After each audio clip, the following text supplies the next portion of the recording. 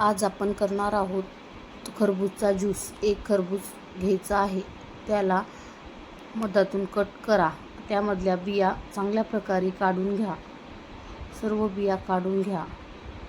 त्यानंतर त्याच्या फोडी करून घ्या अशा प्रकारे। त्यानंतर त्याची साल बाजूला काढा। सर्व खरबूज अशाच प्रकारे काढून घ्यायचे आहेत। आपण बघू शकता सर्व खरबूजची साल काढून घेतली आहे। त्यानंतर त्याच्या बारीक अशा फोडी करून घ्या। सर्व फोडी करून घेतल्या आहेत, तरी पण थोडंसं बारीक करून घ्या अशा प्रकारे।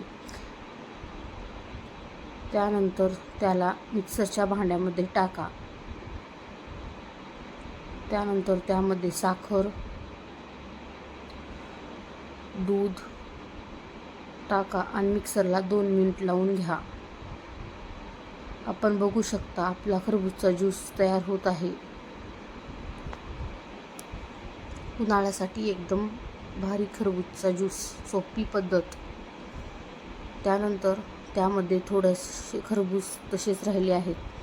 त्यानंतर त्याला परत मिक्सरला लावून घ्या 2 मिनिट, हा ज्यूस झाला पाहिजे। त्यानंतर एका पातेल्यामध्ये ज्यूसला टाका,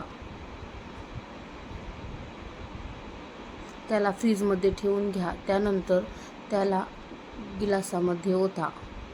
एकदम सोप्या पद्धतीने खरबूजचा ज्यूस तयार आहे।